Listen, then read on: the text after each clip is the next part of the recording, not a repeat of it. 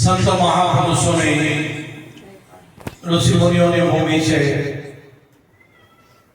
આપણા દેશમાં અનેકો મહાપુરુષો સંતો ઋષિમુનિઓ થઈ ગયા છે. નાની ઝૂંપડીમાં બેઠા બેઠા અગમ ભાગી ગયા છે, કારણ કે આ વાતને અને આ વસ્તુનો અનુભવ કર્યો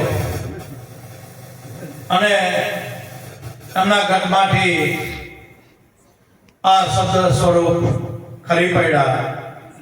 આજે પણ જગતમાં જે આપણા સંતો મહાપુરુષો ઋષિમુનિઓ થઈ ગયા છે, એ અગામી ઢાણી બતાવી તે પ્રમાણે વર્તમાનમાં આ બધું થઈ રહેલું છે. ખરેખર આપણો દેશ, ભારત દેશ એ સંતોની તપોવન ભૂમિ છે. દરેક જગ્યાએ સંતો મહાપુરુષો થઈ ગયા છે અને ભગવાન પણ ગીતામાં કહે છે કે યદા યદા હિ ધર્મસ્ય ગ્લાનિ ભવતિ ભારત. જ્યારે આ પૃથ્વી પર દુરાચારો, પાપો, અધર્મ, હુલ્લડો વધી જાય તો સંભવાની યુગે યુગે ભગવાન ખૂબ કહીશું, યુગે યુગે પ્રગટ થાઉં છું, મારા ભક્તો, મારા સંતોનું રક્ષણ કરવા હું પૃથ્વી પર અવતાર ધરીને આવું છું. એવા જ્યારે કળિયુગમાં પ્રભુની પધરામણી થઈ ત્યારે ભગવાને વામન રૂપ લીધું. આ બાજુ વામન રૂપ લઈને બલિરાજા જ્યારે યજ્ઞ કરતા અને યજ્ઞમાં જ્યારે પૂર્ણાહુતિનો નારિયેળ હોમતા ત્યારે પ્રભુ પ્રગટ થઈને આવે છે, વામન રૂપ લે છે અને કે બલિ થોભી જાઓ. ત્યારે બલિ કહે છે, બોલો ઘટોત્કચ દેવતા, શું તમારી યાચના છે? બલિના દરબારથી કોઈ ખાલી નથી ગયું. ત્યારે ભગવાન વામન રૂપ લઈને આવેલા કહે છે કે બલિ, મારે 2 વરદાન જોઈએ છે. ત્યારે બોલો મહારાજ, શું વરદાન? ભગવાન ટકોર કરે છે કે વચન આપતા પહેલા બલિ વિચાર કરી લે. બલિએ કીધું, મારે નેક ટેક છે, મારા રાજ્યમાંથી કોઈ પાછું ગયું નથી, તમે નિસંદેહ માંગો. ત્યારે બલિના ગુરુ શુક્રાચાર્ય બલિને કહે કે બલિ રાજા, આ તો કોઈ દેવતા લાગે છે, જોજે વચન આપતા પહેલા વિચાર કરજે.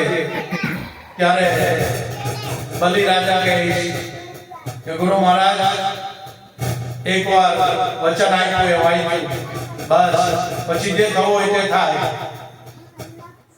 ત્યારે પહેલું વચન માંગે છે રોટી, બેટી અને લંગોટી. ત્યારે વચનનો ભંગ થાય કે રોટી આપી દઉં, લંગોટી આપી દઉં, પણ બેટી ક્યાંથી લાવવા? ત્યારે બલિરાજાને કાચા સૂતરના ટાંકણે વામન ભગવાન લઈ જાય છે. ત્યારે એ જ ગામમાં રહેતા જે મેઘધારો, જે જોધલપીરનો અવતાર, ત્યારે મેઘધારો કહે છે કે પ્રભુ, અમારા રાજાને કેમ તમે લઈ જાઓ છો? ત્યારે કહે છે કે મેઘધારો, વચનનું ભંગ કર્યું છે. ત્યારે મેઘધારો કહે કે પ્રભુ, તમારું વચન મને જણાવો કે રોટી, બેટી ને લંગોટી. ત્યારે મેઘધારો કહે હું આપીશ, મારા રાજાને છોડી મૂકો. ત્યારે મેઘધારો રોટી પોતાની કુંવારી મેઘડી કન્યા રોટી બેટીને લંગોટી મેઘધારો આપે છે અને બલિના બંધન છોડાવે છે. આમ મેઘડી કન્યાને લઈને ભગવાન જાય છે વામનલોક અને મેઘડી કન્યાને કહે છે કે તમે અહીંયા રહો, મારે બીજું વચન બલિ પાસે માંગવાનું છે, તમે અહીંયા જ રહેજો, હું પાછો આવું છું. ત્યારે મેઘડી કન્યા ત્યાં જંગલમાં ઊભી ઊભી વામન ભગવાનનું રાહ જોઈ. આ બાજુ બલિ નો યજ્ઞ પૂરો થવાનો, સ્વાહા કરવાની વાત. ત્યારે પાછો વામન ભગવાન આવે કે બલિ થોભી જાઓ, મારું બીજું વચન બોલો પ્રભુ. 3 ડગલા પૃથ્વી. અરે મહારાજ, આ 3 ડગલા પૃથ્વી, આટલી જમીન, આટલી વીંઘાઓ છે, આટલી જમીન માંગી લેવાની, 3 ડગલા પૃથ્વી આપવાની, એટલી જમીન આપવાની, જેટલી જો એટલી લઈ લો. ત્યારે ભગવાન વૈરાગ સ્વરૂપ ધારણ કરે છે. વામન ભગવાન એક પગલામાં તો આખું જમીન આસમાન આવી જાય છે, બીજા પગલામાં આખું જગત સકલ સૃષ્ટિ, અને છેલ્લે બલિને કહે બલિ હવે આ મારું ત્રીજું પગલું ક્યાં મૂકું?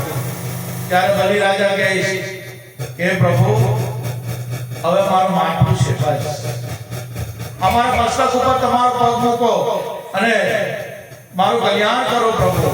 બલિ જાણી જાય કે ભગવાન વામન રૂપે આવેલા છે મારો ઉદ્ધાર કરવા, અને બલિને પાટાને ચાપે છે. બલિ વચન માંગે પ્રભુ હંમેશા મારી ભેળા રહેજો. આ વચન બલિને આપે છે. આ સંતોની વાત છે જે મેઘધારો એ જોધલપીર અને એની મેઘની કન્યા રાહ જોઈ છે. ભગવાન આવતા નથી અને ભગવાન આકાશવાણી કરે છે કે દીકરી બસ હવે તમે ઘર પાછા જાઓ. ત્યારે કહે છે પ્રભુ તો તમને વળી ચૂકી છું, હવે મને જગતમાં કોણ હંગરે? તમારી સિવાય મારું કોઈ છે નથી, હવે મારે શું કરવાનું? ત્યારે ભગવાન આકાશવાણી કહે છે હે મેઘડી કન્યા, જ્યારે જ્યારે હું પૃથ્વી પર અવતાર લઈશ હું તને સાથે રાખીશ. જ્યારે જ્યારે પૃથ્વી પર અવતાર લઈશ ત્યારે તમે મારી સાથે હશો. આ વરદાન આપે છે.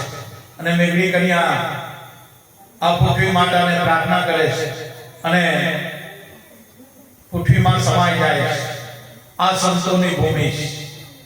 એવા જ 1316માં જોધલપીર બાપાનો પ્રાગટ્ય. ભક્તોના ઉદ્ધાર માટે બાપાએ જન્મ લીધો. સમાજમાંથી અંધશ્રદ્ધા, વેણ ભ્રાંતિ, ભેદ અને વ્યસનો દૂર કર્યા અને એક સત્યનો માર્ગ. સત્ય એ જ ઈશ્વર અને ઈશ્વર એ જ સત્ય. બસ એવો જોધા બાપાએ 18 વર્ષને આ માર્ગ સીધો અને એ માર્ગ પર ચાલી અનેકો ભક્તોનો બાપાએ ઉદ્ધાર કર્યો. આ સંતોની ભૂમિ છે. આપણે ભાગ્યશાળી ભારતમાં જન્મ લીધો એટલે સ્વર્ગમાં ભાઈ જન્મ લીધો એવું માનજો. બહુ ભાગ્યશાળી કહેવાય.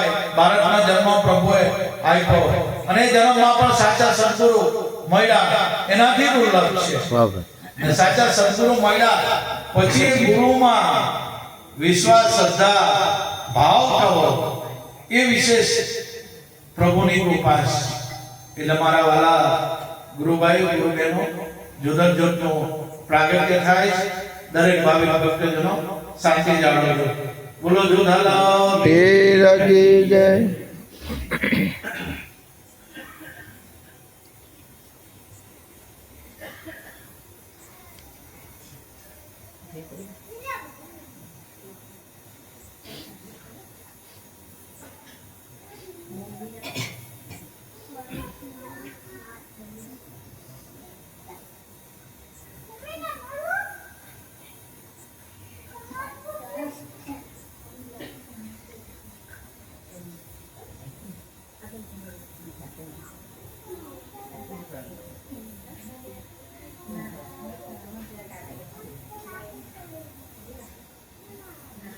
जय जय जोडल पीर की जय, सत्य गुरुदेव की जय, बलराम स्वामी की जय, नटुराम स्वामी की जय, ज्योतिश्वर भगवान की जय।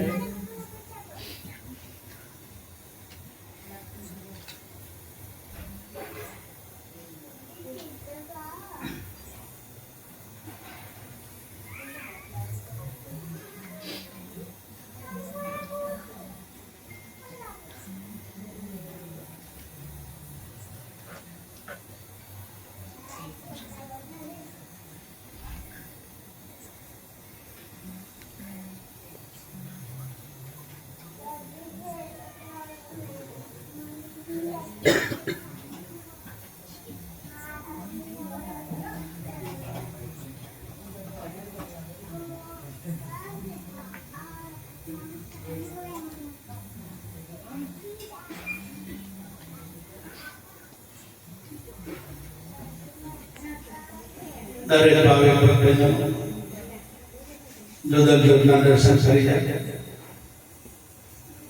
જેમને મોટી મહિલા હોય બીજાને મોટી આપી દેજો, સમયસર કાર્યક્રમ ચાલુ થઈ જાય અને જોતના દર્શન દૂરથી કરો કે નજીકથી કરો એક જ છે. આપણા ગૃહમાં ગુરુમુખી ગુરુભાઈઓ એના માટે એક જ છે, બાપાના દર્શન દૂરથી બી થાય એટલે કાંઈ ના શંકા કુશંકા કરતા નહીં. બાપા અમારા રાજી છે એટલે જોતના દર્શન દૂરથી બી કરો ચાલશે, એકબીજાને મોટી આપી આપણે સમયનો સદુપયોગ કરવાનો છે. આવવા જવામાં બધાને તકલીફ થાય એટલે જોતના દર્શન દૂરથી કરી લઈએ. क्या अलग पुरुष को मैंने घर में देखा जिसका रोम रोम में है रणकारा, यही प्रगट साहेब का प्रगट लीला. बस आत्मा साटो वाली देवानी. अलग पुरुष को मैंने घट में देखा मतलब घट में अनुभव કર્યો. जिसका रोम रोम में है रणकारा, દરેક રૂવાટે રૂવાટે એ શબ્દ થઈ રહેલો છે. સંતોએ શબ્દ બ્રહ્મ કીધો છે. આપણા ઘરમાં એક એક રૂવાટામાં એ નાદ થઈ રહેલો છે. એ આડી અનાડીનો આ નાદ છે.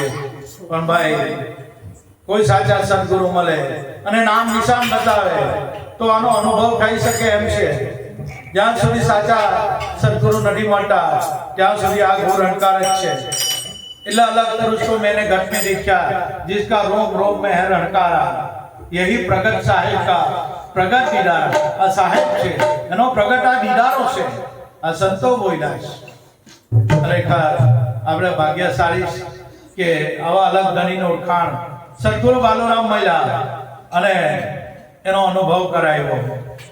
જીવનમાં સાચા સદગુરુ મળવા બહુ દુર્લભ છે અને મળી ગયા તો બસ પછી એના ભાવના પકડી લેવાના, બીજી વાત જ પૂરી થઈ જાય બધી.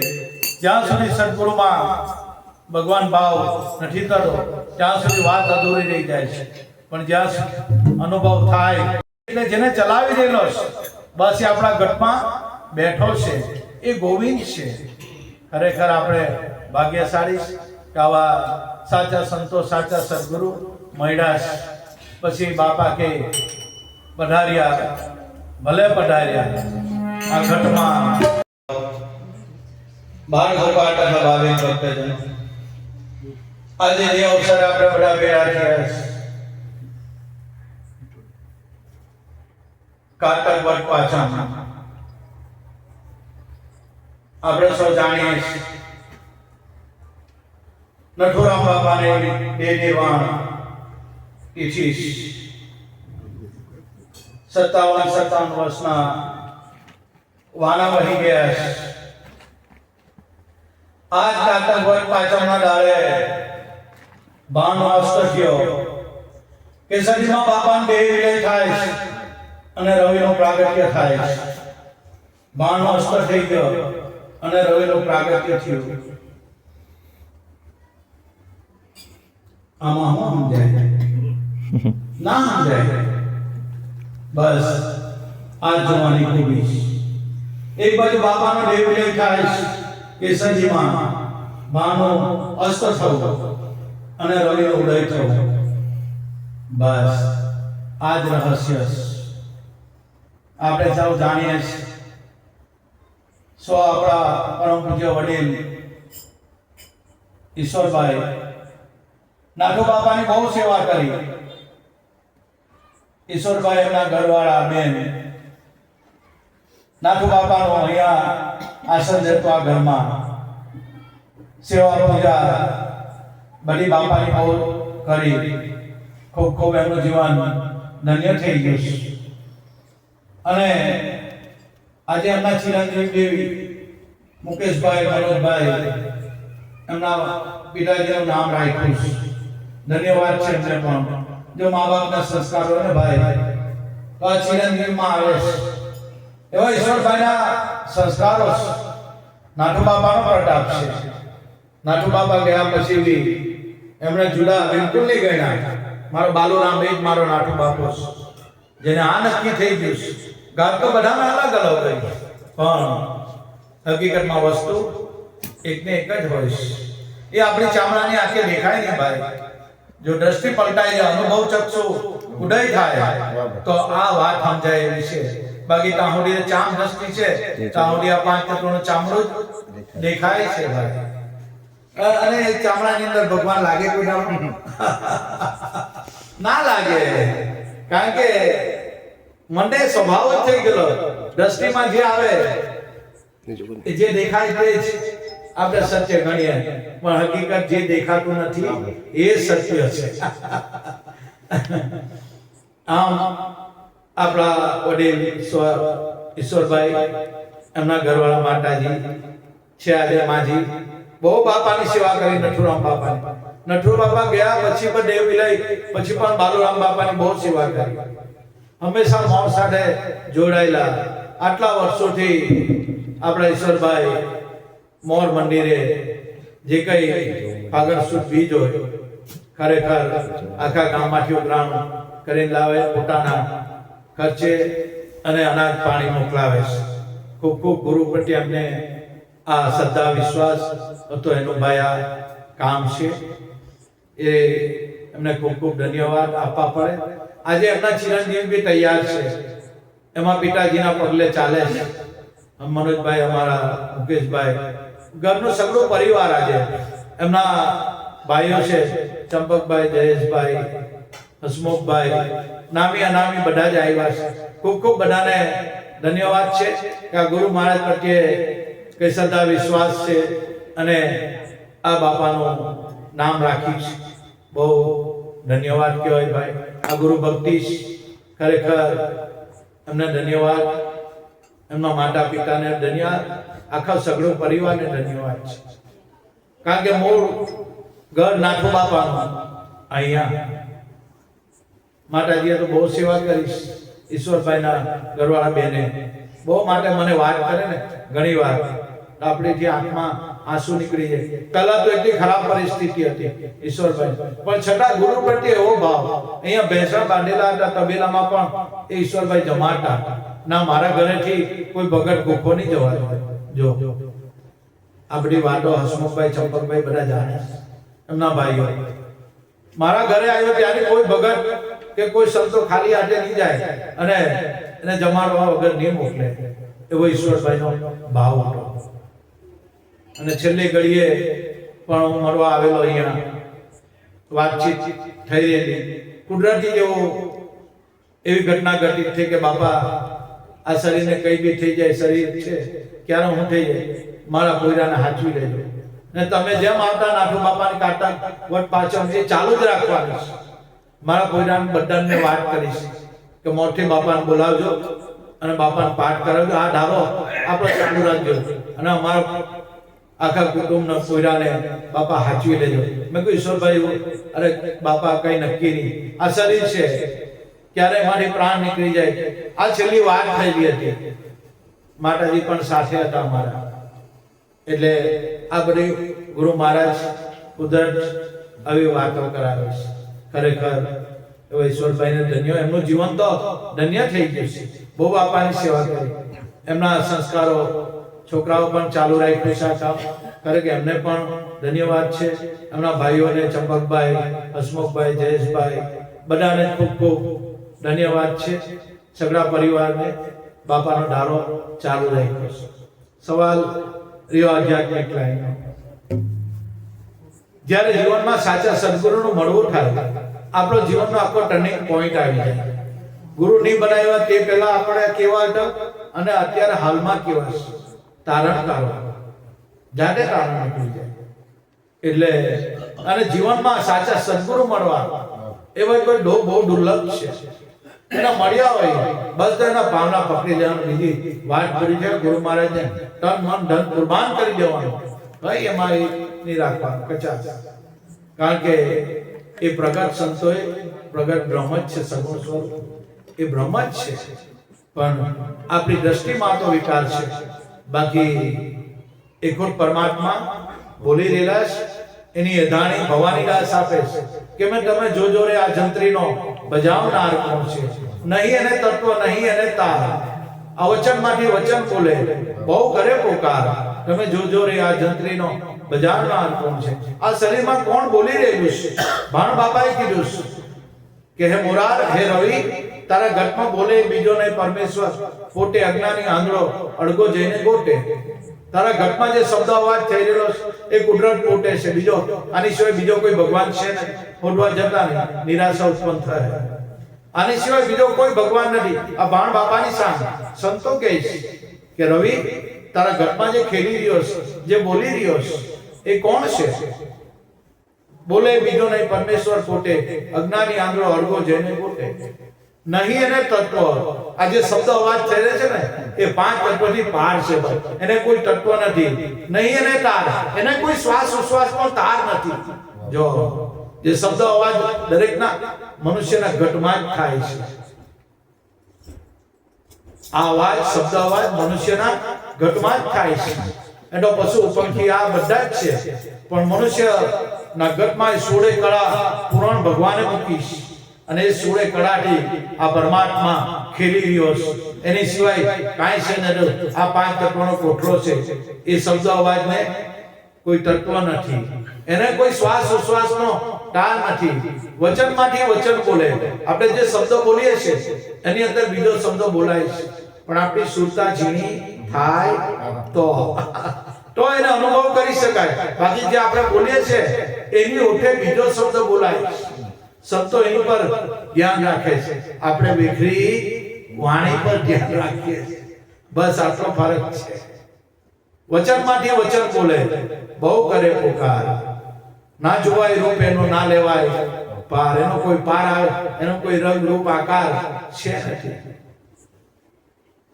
કહું તો કહેવાય નહીં બોલે 52 બાર. તમે જોજો રે આ જંત્રીનો કહું તો કહેવાય નહીં. આ વાત ધ્યાન રાખજો, બહુ ઊંડા રહસ્યની છે. 4 વેદ, 18 પુરાણ, 6 શાસ્ત્ર, ગીતા, 113 ઉપનિષદો બધામાં આત્મા વિશે લખેલું છે. ખરું આત્માને જ બધા ગુણવાદન ગાય છે. 4 વેદોમાં છે, 18 પુરાણમાં છે, 6 શાસ્ત્રોમાં છે, ગીતા છે, મહાભારતમાં છે, બધામાં જ ભાગવત બધામાં છે. આત્મા વિશે લખેલું છે. ખરું એના ગુણાનું વાદન ગાયા છે સંતોએ પણ.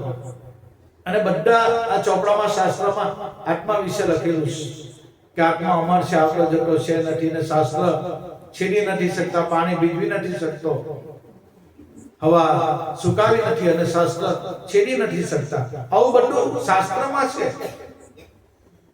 અને શાસ્ત્રમાં ભરપૂર, ચોપડામાં ભરપૂર આત્માના ગુણ ગાયા છે જે લખનારે. પણ વાત ક્યાં આવી?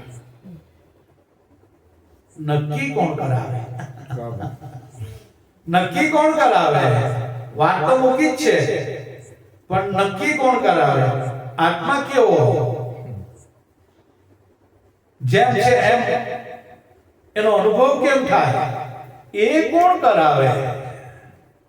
એની અધારી કોણ બતાવે? બાકી 4 વેદ, 18 પુરાણ, 6 શાસ્ત્રમાં, ગીતા, ઉપનિષદમાં બધું છે. આત્મા વિશે બધું ભરપૂર લખ્યું છે. પણ કેવો આત્મા એ વાત અધૂરી રહી જાય. ચાર વેદની વાત કરીએ.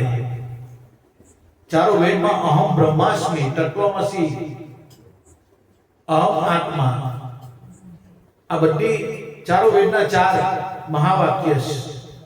સોહમ અસ્મિ, આ બધું કોઈ પુરુષ.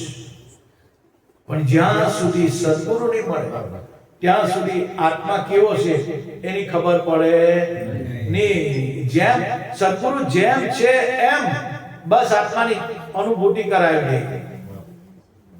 એટલે સદગુરુનું માતમ છે. એકવાર રામકૃષ્ણ પરમહંસ વેદાંતીઓ આવ્યા એમના સત્સંગમાં કે મહારાજ તમે બહુ સારો સત્સંગ કર્યો, તમારી નામના અમે સાંભળી. વેદાંતીઓ પૂછે છે કે સાહેબ તમે કઈ શાસ્ત્રનું અધ્યયન કર્યું છે? રામકૃષ્ણ પરમહંસ શાસ્ત્રનું ભાઈ અધ્યયન ક્યાં કરો, હું તો ભણેલો જ નથી, મને તો મારા ટોટાપુરી ગુરુ મળ્યા. બસ એ ગુરુએ કીધું એટલે વાત કરી કે મને કોઈ મેં શાસ્ત્રને જોયા નથી, વાંચવાની તો વાત જ ગઈ. પેલા લોકો અચંબા પડ્યા તો આ જ્ઞાન આવ્યું કાંથી? આ જ્ઞાન કેવી રીતે પ્રગટ થયું? નથી શાસ્ત્રનો વેદાંતોનો અભ્યાસ કર્યો. ત્યારે રામકૃષ્ણ પરમહંસ કે મારો ગુરુ ટોટાપુરી છે, એની આ કૃપા છે. અને કહે કે હું જે બોલું ને એ વેદ થઈ જાય. જો કઈ અભ્યાસ ન કર્યો નથી, શાસ્ત્રને જોઈ આવે એ આપણે શાસ્ત્ર ક્યારે વાંચવા જોઈએ? આપણી પાસે ટાઈમ નથી તો વસ્તુ શું છે? વસ્તુ સદગુરુ પાસે પડેલી છે. એટલે સંતો કે રેન સમાની ભાણમાં, ભાણ સમાય આકાશ, આકાશ સમાય એક વચનમાં, અને વચન કોઈ વિરલાની પાસ. આ વચન સદગુરુ પાસે પડેલું છે. હવે વાત અધૂરી રહી ગઈ. અહમ બ્રહ્માસ્મિ, તું પોતે જ બ્રહ્મ છે, આ શાસ્ત્રમાં લખ્યું છે. પણ સવાલ પૂછો તું કોણ? પોતે એટલે કોણ? એનું નિદાન છે? ના, નથી. અહમ આત્મા, હું પોતે જ આત્મા છું. શાસ્ત્રોમાં એમ કહે તું પોતે કોણ છે? આ પ્રશ્ન ચિહ્ન તત્વમસી પર તુર્યા, તારી સિવાય કઈ છે જ નથી, તું પોતે જ ઈશ્વર છે. તું કોણ છે? આ વાત અધૂરી રહી ગઈ છે. ચારુ વેદમાં આ વસ્તુ મૂકેલી જ છે.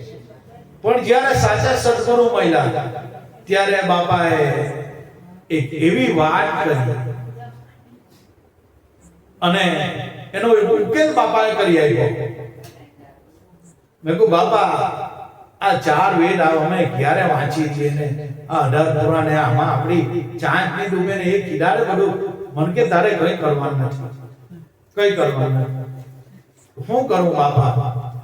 આ શાસ્ત્રોમાં આવું લખે છે, આ કરે એ બધું કઈ કરવાનું નથી. એ વિદ્વાનો પંડિતો માટે વેદાંતો એ કઈ ખોટું નથી, એ બી સાચું જ છે. પણ તને એક યુક્તિ બતાવો. બાપા બહુ સારું.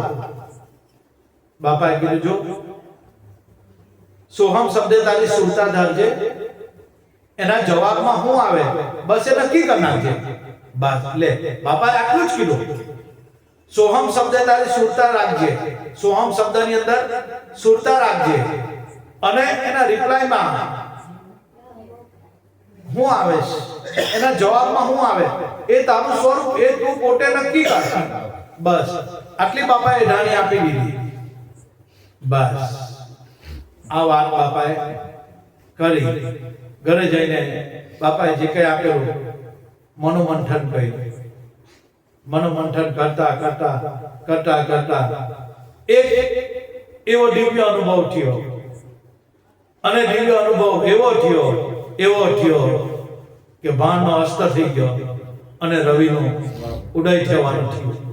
જો ભાનનો અસ્ત થઈ ગયો અને રવિનું ઉદય થઈ ગયું અને એક એવું ઘટમાં એવો અહેસાસ થયો, અનુભવ થઈ ગયો. અને એ અનુભવ એવો થયો, બાપાને વાત કરી. બાપા ક્યાલા તો કોઈને કહ્યા નહીં કર. આ બાપાને તું કોઈને કહ્યા નહીં કર. પણ બાપા બોલાઈ જાય તો શું કરવાનું? એ આપણા હાથની વાત થોડી ઓટોમેટિક અંદરથી નીકળે છે. સારું તને અનુભવ થયો ને, જા ગુરુ મહારાજ જે કહે ગુરુ મહારાજ હારું કરે. અને એ અનુભવ થયો. કેવો થયો? એક અનુભવ એવો ઘટમાં ઉદય થયો અને અજવાળું થઈ ગયું. બાપાએ ગુરુ મહારાજે અજવાળું કરી આપ્યું. અને જે વાત વેદાંતોમાં અધૂરી છે, જે 4 વેદ, 18 પુરાણ, 6 શાસ્ત્ર, 113 ઉપનિષદો, એની આગળ અનુભવ આગળ ગયો અને એ અનુભવ થઈ ગયો. શબ્દ સ્વરૂપી આત્મા છે એ તારા ઘટમાં બોલી રહ્યો. આ અનુભવ થયો અને ઘટમાં બોલવા લાગ્યો. એ પ્રાણમાં, એ શ્વાસમાં, અને છેલ્લે નિદાન થયું. શબ્દ સ્વરૂપી સોહમ આત્મા આ દરેકના ઘટમાં વ્યાપ્ત છે. દરેકના ઘટો ઘટમાં એ જ બોલી રહેલો છે. બીજો કોઈ છે જ નથી. બીજા ભગવાનને હોદવા જટાની ખોટી થતા નહીં, સમય બગાડતા નહીં.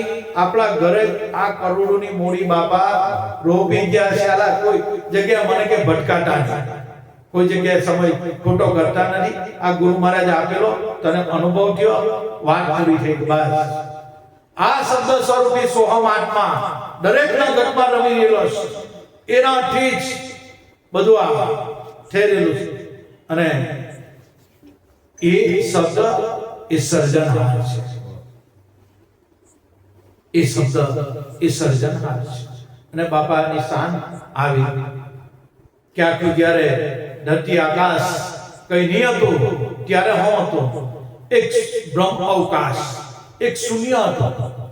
અને શૂન્યમાં સહેજ વાઇબ્રેટ થયું, સહેજ ચહલપહલ, સહેજ જ એક ગુંજાર થયો. અને એનાથી આ સૃષ્ટિનું નિર્માણ થઈ ગયું. સહેજ એક ક્ષણિક, જેમ આમાં વીજળી ચમકે તેમ જરાક જ સહેજ વાઇબ્રેશન થયું.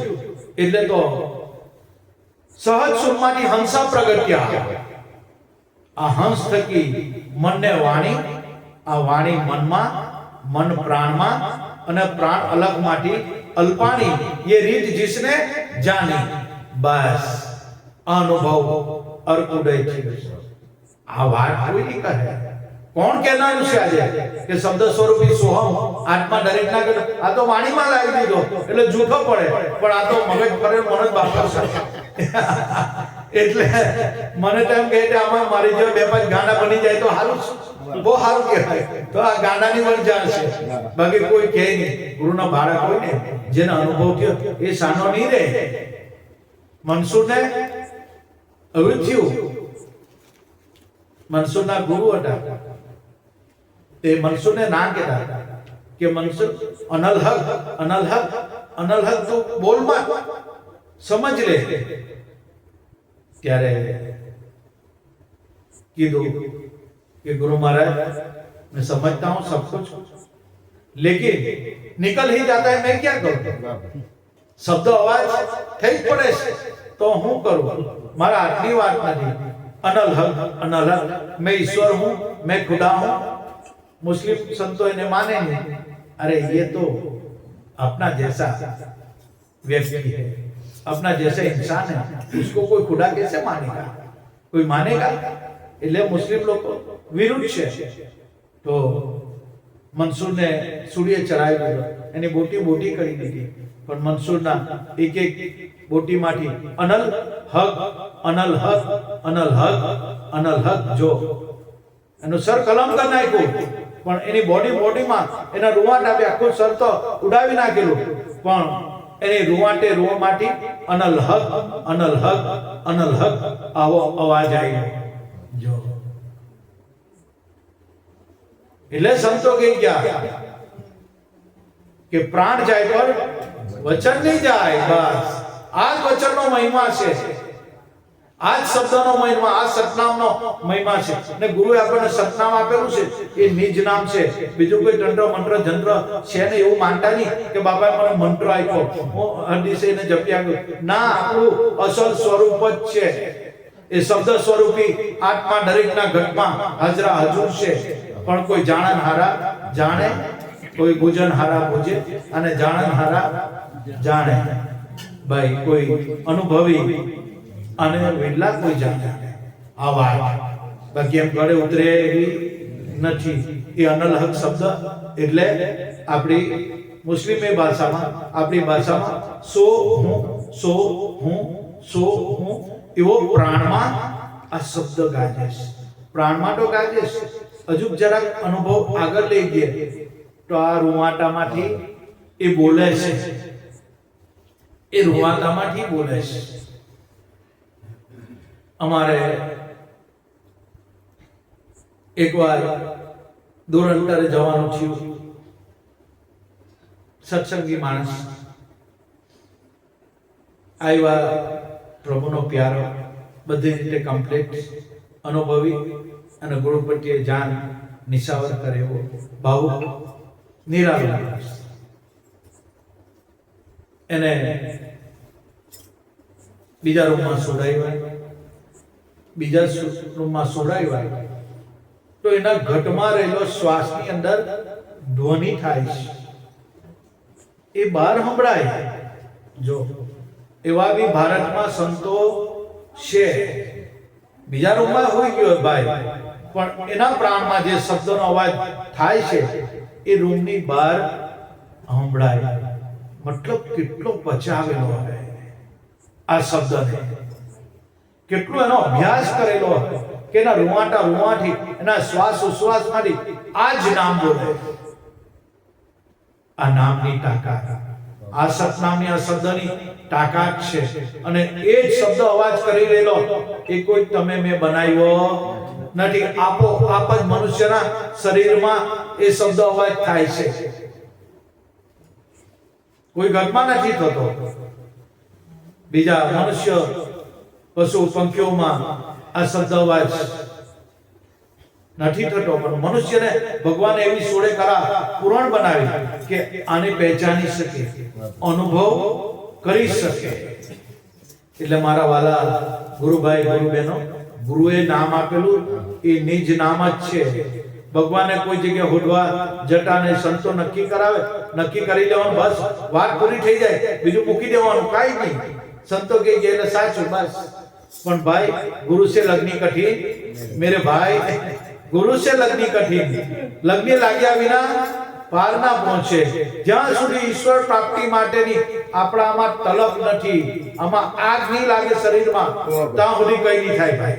ઠંડા પટ્ટા થઈને બેહી રહ્યો, આટલા વર્ષો ગયા, બીજા વર્ષો બીજા, પણ કોઈને અગ્નિ લાગી ગઈ હોય કે નહીં મારે કઈ કરી શકવું છે, આમાં કોણ બોલી રહેલો છે, આ હું છે એ બધું. જેને આવી તાલાવેલી લાગેલી બસ. એટલે સાહેબે કીધું, जिसने खोजा उसने पाया, गहरी पानी बेट कर मैं बोरी ढूंढन रही किनारे बैठ.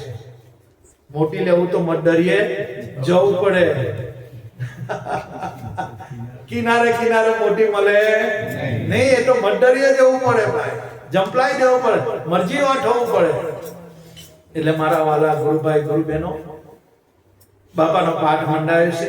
ઘણા ગુરુભાઈઓ, ગુરુબહેનો ગાવા વાળા આવ્યા છે. બધાનો ભાવ પૂરો કરવાનો છે. દુધલ પીર બાપા, ગુરુ મહારાજ સર્વનું કલ્યાણ કરે. બસ એ જ બાપાને પ્રાર્થના. બાપા, અમે તો ગાંડા ગયેલા તમારા બાળક છે, અમને કઈ આવડે નહીં. ગાંડી ગયેલી ભાષામાં તમારી થકી અમારથી બોલાય, બાકી અમારામાં એવું કઈ છે નથી. આ ગુરુ મહારાજ બોલાવી રહેલા છે તો બોલે, બાકી અંદર બેઠો બેઠો ગુરુ મહારાજ નહીં બોલાવે તો રામ બોલો ભાઈ. રામ એ બોલાવનારો, પોતે જ શબ્દ અવાજ કરનારો. આ કુદરત ભગવાન પોતે છે, આની સિવાય બીજું મઠરા મટતા જ નહીં, ટાઈમ ગુમાવતા જ નહીં. બસ આ સોહમ શબ્દે તારી સુરતાને રાખજે, અને એના જવાબમાં જે આવે એ દીકરા નક્કી કરનાર. બસ એ તું પોતે છે. આ સ્વની અનુભૂતિ તું પોતે જ હોય એ તું નક્કી કરનાર. બસ આખા વિશ્વમાં જો કોઈ જગ્યાએ પાછા નહીં પડે. આઝાદ પંખી થઈને આ જીવન જીવો, કોઈ ડર નહીં, જેને આ મળ્યું છે. એટલે ભવાનીદાસ કે છેલ્લે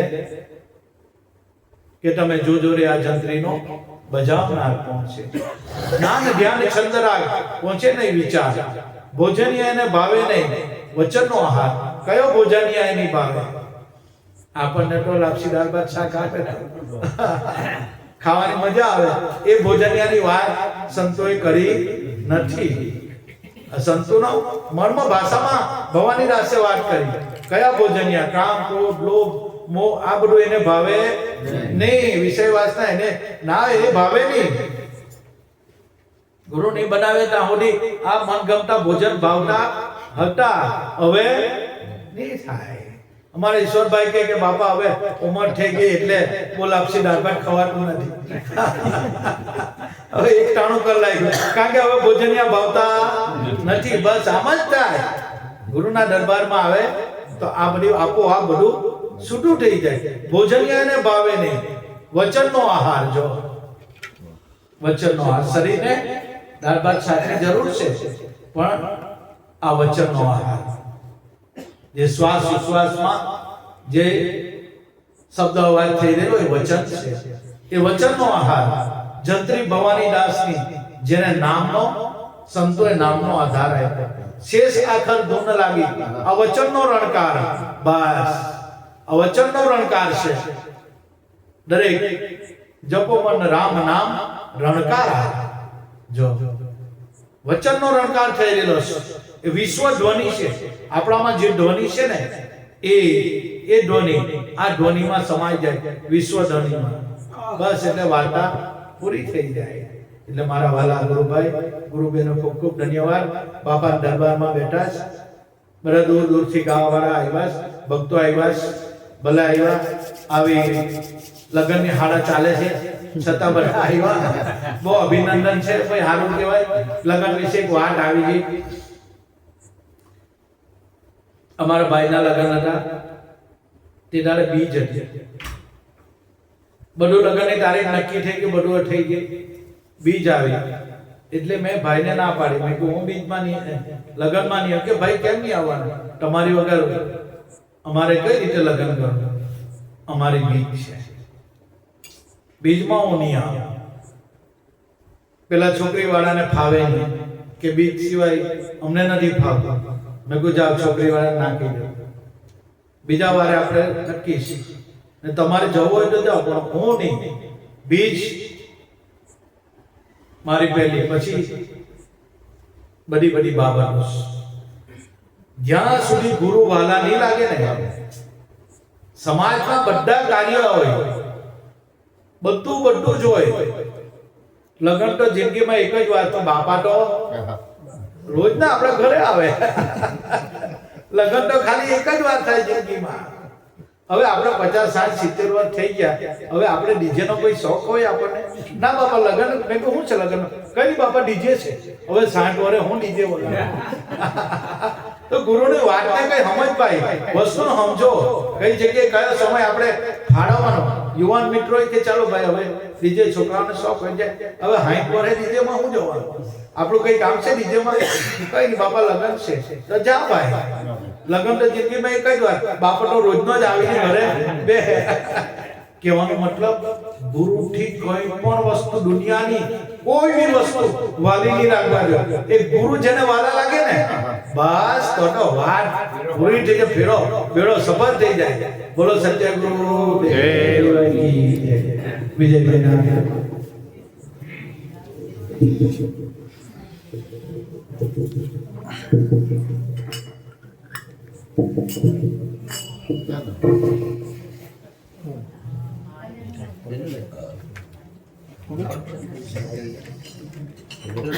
તો ગાઈ ગયા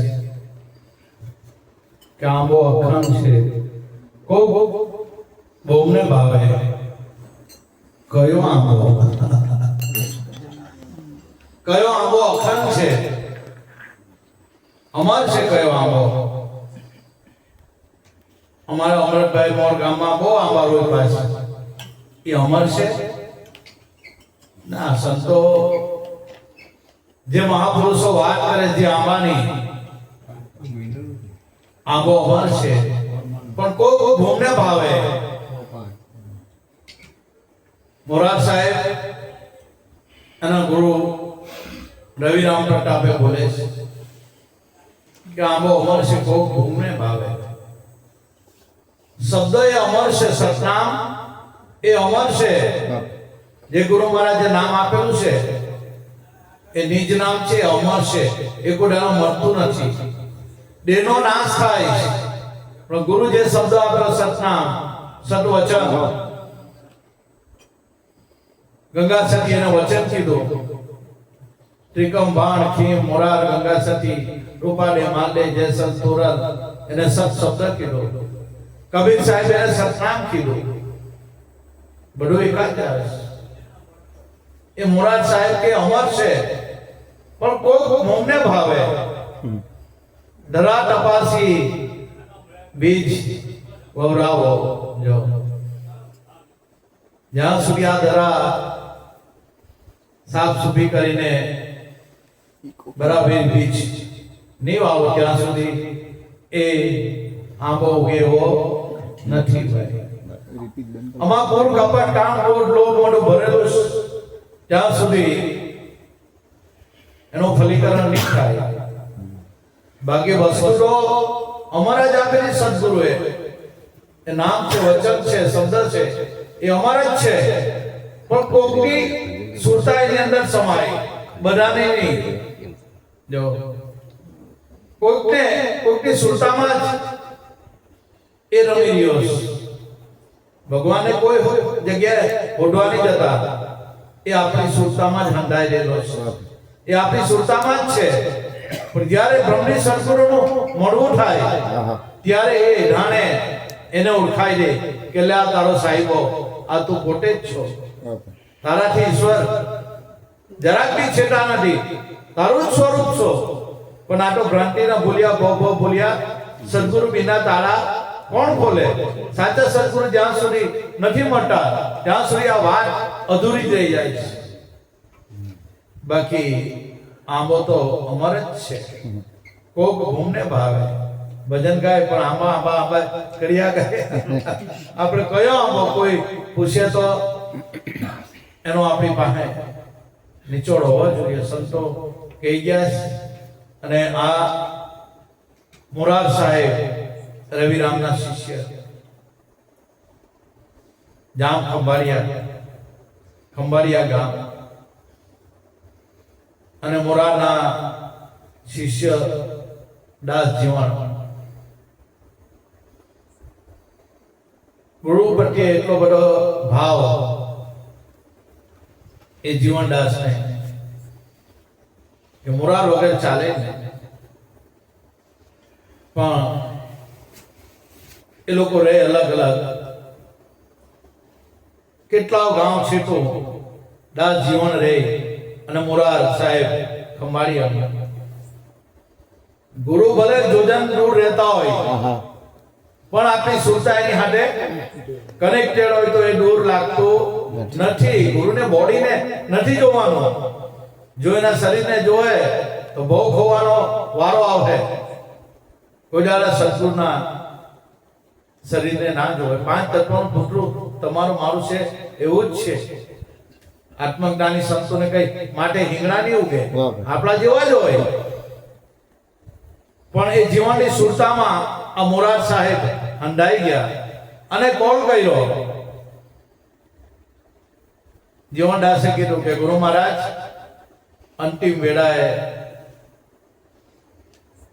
મને દર્શન આપજો. અંતિમ વેળાએ હું તમારી સમીપ હોઉં, તમારી ભેળો હોઉં એવી ગુરુ મહારાજ મારી પર દયા કરજો. વચન આપેલું મોરાર સાહેબ કે જા જીવન, તારો ભાવ પૂરો કર. વખતો વહી જાય છે. આ બાજુ મોરાર સાહેબનો સદગુરુનું ટેડું આવ્યું.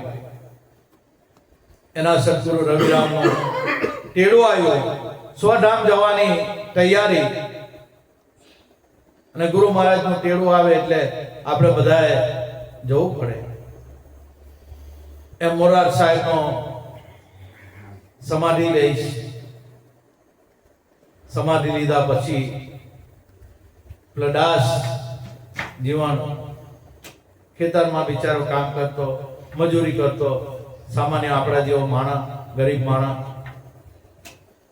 ખેતરમાં કામ કરતા કરતા લોકોને ટોળા જોઈશ કે ભાઈ કાં જાવ છો? તો એમ કે તમને ખબર નથી? ના ભાઈ, મને કશું ખબર નથી. કે ખંભાળિયા ગીએ મોરાર સાહેબે સમાધિ લીધી. અરે ભાઈઓ, આવું બને જ નહીં. હું મોરાર સાહેબનો શિષ્ય છું, મને વચન આપેલું છે મારા ગુરુ મહારાજે, આવું બને જ નહીં. અરે ભાઈ, અમે બધા ત્યાં જ જાય, તમારે આવવું હોય તો ચાલો. ત્યારે ખેતરમાં કામ કરતો એક હાથમાં પાવડો અને ફાટેલા કપડા, કીચડથી ખરડાઈ ગયેલા કપડા, આટલી પાયજામો ઊંચો અને એકદમ ખરાબ કપડે. કે ભાઈ, આવું બને જ નહીં. મારા ગુરુ મહારાજ મોરાર સાહેબે મને વચન આપેલું કે અંતિમ વેળાએ મારી ભેળા જ છે અને એવું બને જ નહીં, મને એકલા મૂકીને જાય જ નહીં મારા ગુરુ મહારાજ.